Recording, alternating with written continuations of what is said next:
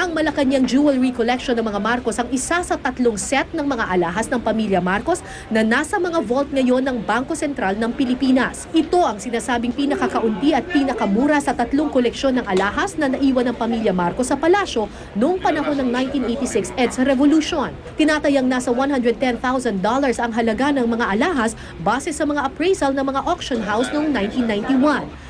Ang iba pang jewelry collection, ang Romeliotes Collection o ang mga alahas na nasa bag sa Ninoy Manila International Airport ilang linggo matapos mapatalsik ang mga Marcos. Tinatayang nasa 4.7 million hanggang 6.4 million dollars ang halaga nito. At ang Honolulu Collection na nasa 1.5 to 2 million dollars ang halaga.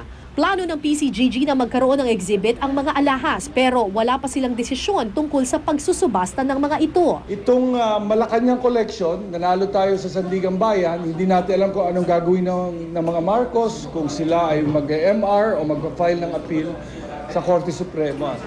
In terms of options, again, pwedeng mag-exhibit, pwedeng ibenta na yung mga iba. Wala pa mang desisyon ng gobyerno, ilang auction houses na tulad ng Christie's at Sotheby's, mga international auctioneer ang nakipag-ugnayan sa PCGG para sa posibleng pagpapasubasta sa mga naturang alahas.